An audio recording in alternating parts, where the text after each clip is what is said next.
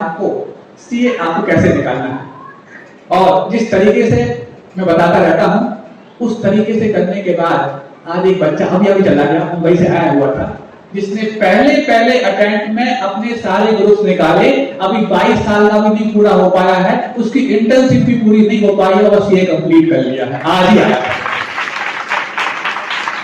कैसे करना है जबकि उसके स्वयं के पिता सीए हैं, उसके बावजूद भी उसने तरीका सीखा सीए बनने का एक साधु से।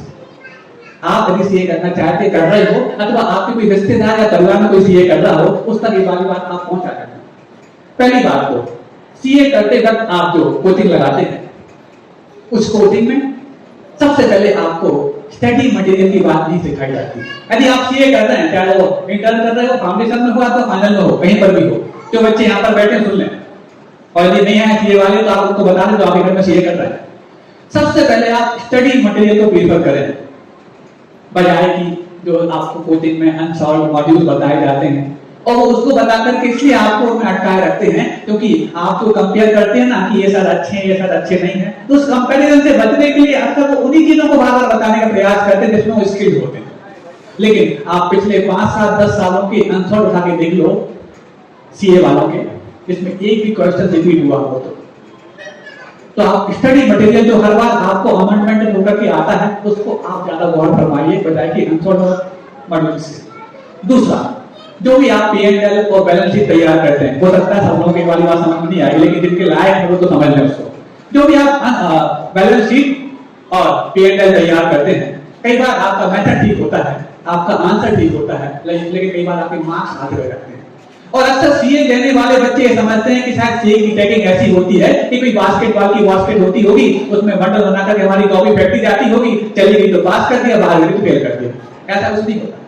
सब उनका सर्टेन पॉलिसीज के अकॉर्डिंग होता है क्योंकि उनको हर साल अपना रिजल्ट कंट्रोल करना पड़ता है। लाखों बच्चे हर साल सीए में बैठते हैं लेकिन उनको मात्र 1000 को निकालना पड़ता है, तो कैसे कंट्रोल किया जाए? तो उनकी अलग अलग नीतियां तैयार होती हैं और वो नीतियां हर बार बदलती भी रहती हैं, चेक कैसे किया जाए। तो नीतियां कैसे बदलती मैं आपको बता रहा हूं। तो आप कई बार आपकी बैलेंस शीट और जो P&L है उसके मेथड ठीक है, आंसर ठीक है, फिर मार्क्स आधे क्यों हैं? क्योंकि उसमें आधे मार्क्स सिर्फ इसके रखे जाते हैं कि वो जो एंट्रीज आपको बननी है वो किस सीक्वेंस में बननी है। तो वो सीक्वेंस आपको हर बार जो स्टडी मटेरियल अमेंडमेंट होके आता है उसमें देखने को मिलेगा। तीसरा, जो वर्किंग नोट्स आप तैयार करते हैं जिसको आप फुट नोट्स बोलते हैं, पहले वर्किंग नोट्स पीछे लिखते थे, अब तो बाजू में लिखना कंपल्सरी हो गया है। लेकिन बाजू में लिखना कंपल्सरी होते हुए भी आप उतना ही शो करते जितना आप उचित समझते हैं। बहुत कुछ अपने दिमाग में सॉल्व कर लेते हैं और थोड़ा बहुत वहां शो कर देते हैं, फिर क्या होता है आपका मेथड ठीक, आंसर ठीक, लेकिन मार्क्स आधे, जबकि आधे मार्क्स आपके उसके हैं जो आपके दिमाग में भरा है लेकिन आप शो नहीं कर पाते। तो आप एज पॉसिबल एज जो आप फुट नोट्स या वर्किंग नोट्स तैयार करते हैं उनको शो करना सीख जाएं। और ये शो करना सिर्फ एग्जाम टाइम में नहीं होगा, आप जब अपने घर में प्रैक्टिस कर रहे होते हैं उस वक्त भी शो करने की आदत डालें, क्योंकि एग्जाम के समय सिर्फ आदत काम आती है, अभ्यास कम। अब सुनो, उसके बाद चौथा, जो आप इंटर्नशिप लेते हैं, ट्रेनिंग लेते हैं, उसको डमी ना लें और ये एक्चुअल ले रहे हैं तो उसको एज डमी ना लें, क्योंकि ट्रेनिंग आपके फाइनल के लिए बहुत बड़ा रोल प्ले करने वाली होगी।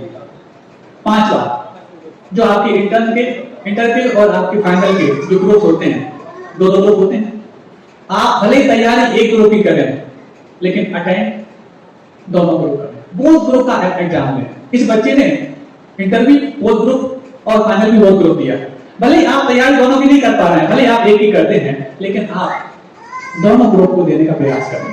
इससे क्या होगा, एग्जाम के फायदे तो मिलेंगे और साथ में आपको जो ग्रुप की तैयारी नहीं की है उसमें भी कैसे कैसे क्वेश्चंस आते हैं उसका भी एक्सपीरियंस आपको मिल पाएगा। और अक्सर देखा गया जो सिंगल ग्रुप देते हैं उनको सिंगल निकालना भी आसान नहीं होता, और जो बोर्ड ग्रुप देते हैं या तो बोर्ड निकल जाते हैं तो सिंगल तो निकल ही जाता।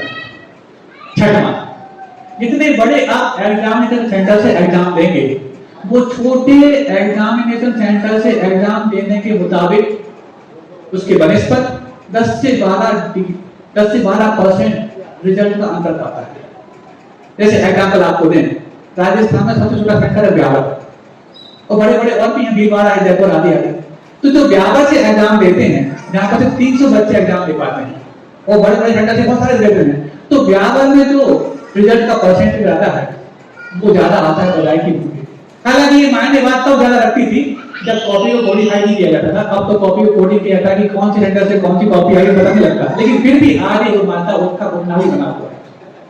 और साथ में जिस पर्टिकुलर सब्जेक्ट में आप वीक होते हैं उसके लिए क्रैश कोर्स करते कि नहीं करते? करते कि नहीं करते? चाहे सीए वाले हो तो दूसरे हो, करते कि नहीं करते? कब करते? बिफोर एग्जाम की आफ्टर एग्जाम? बिफोर एग्जाम ना। तो यदि आप बहुत सारे सब्जेक्ट पे आप लोग बोलते हैं such as so many elements like hard work, focus, vision, attitude, thinking, confidence and luck, तो लक भी आपके एक सब्जेक्ट का हिस्सा है कि नहीं? जब सारे आप पुरुषार्थ कर चुके होते हैं और एग्जाम दे चुके होते हैं, अब आप मन्नतें मानते हैं भगवान के सामने, प्रार्थना भगवान सब ठीक हो जाए, महाराज जी आशीर्वाद दे दो, किसको दे दो? आपको। आप तो एग्जाम दे आए हैं, आपको दूं कि उस एग्जामिनर को दूं जिसकी बुद्धि ठीक ठाक चल जाए?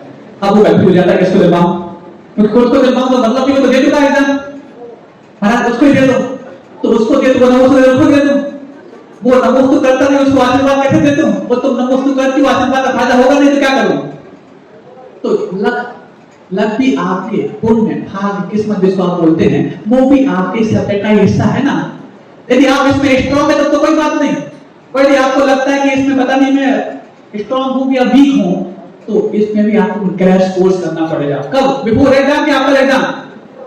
तो इसको भी अपने सब्जेक्ट का हिस्सा मान करके आप साइमल्टेनियसली अपने सब्जेक्ट के साथ तैयार कीजिए। वो कैसे तैयार होता है? पुण्य को तैयार करना हर व्यक्ति को आता है, लेकिन पुण्य की हानि से बचना भी उतना अनिवार्य है। और पुण्य की हानि किन किन चीजों से हो रही है ये अपन कल बताएंगे, आज समय पूरा हो गया है। अहिंसा परमो धर्म की, बोधि समाधि पर। और एक चीज सुन लो, इस तरीके से यदि आप तैयार करते हैं, और जिन लोगों ने इस तरीके से तैयार किया है, सीए का एग्जाम फेस किया है, पहले अटेम्प्ट में उन्होंने अपने ग्रुप्स निकाले हैं, और ऐसे कई सारे एग्जाम्पल हमारे सामने हैं। और आपको एग्जाम्पल नहीं, आपको एक चीज बता दूं, इस तरीके को जब मैंने जो एग्जामिनेशन कमेटी है उनके सदस्य जब यहाँ पर आए थे, उनके सामने जब ये वाली बात रखी तो वो भी ताज्जुब में थे। महाराज जी बिल्कुल सही बात आपने कही, इसी तरीके की गलतियां बच्चे करते हैं, इसलिए सीए बनने में उनको 10-10, 15-15 साल लग जाते हैं। और इस तरीके से यदि जो आपने बताया करने लग जाए तो पहला अटेम्प्ट उनके लिए सफलता के लिए कारण बन जाएगा।